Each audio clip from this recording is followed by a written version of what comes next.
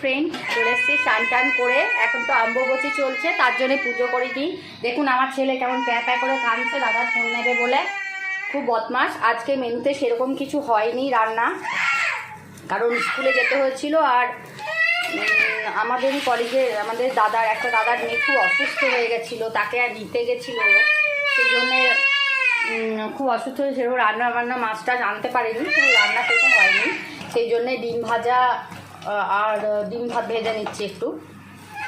আমরা বেশিরভাগ হাঁসের ডিমটাই প্রেফার করি, বাট এখানে না হাঁসের ডিমটা ঠিকঠাক পাওয়া যাচ্ছে না।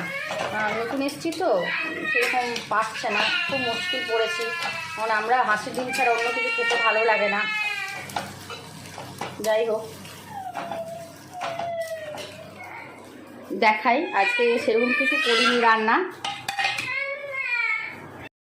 ডিম ভাজা, কচু কুমড়ো পুরের তরকারি করেছি, একটু দেব।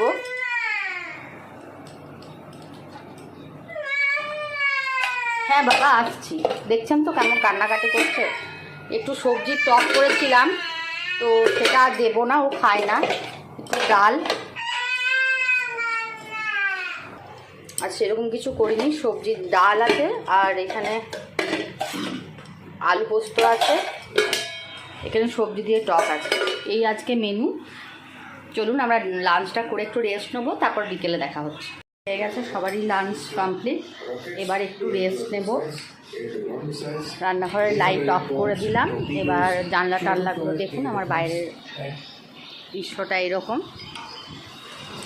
জানলাগুলো একটু বন্ধ করে দিচ্ছি,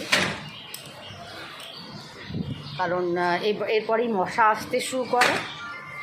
পর্দাও দিয়ে দিলাম।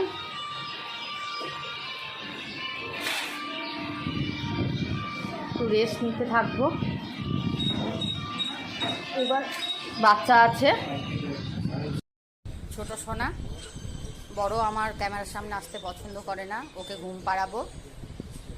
ওর 5টায় টিউশন আছে, ও টিউশন যাবে। চলুন একটু রেস্ট নিয়ে নিই, তারপরে ইভিনিংটা কেমন করে কাটাই তারপর আপনাদের সঙ্গে শেয়ার করব। বন্ধুরা আবার চলে এসেছি, এই যে চা করছি। বড় স্কুল টিউশন গেছে, ও টিউশন পড়তে গেছে, এবং ছোটোকেও পাঠাবো একজনের কাছে পড়তে, কারণ আমার কাছে একদমই পড়তে চায় না ছোটোটা, তার জন্য ওকে পড়তে পাঠাবো। বাবা এই যে ওকে দেখায় একটু হয়ে গেছে। তুমি কোথায় যাবে? কোথায় যাবে তুমি? স্কুল নয়, টিউশন। বলো। চলুন চাটা করে নিই।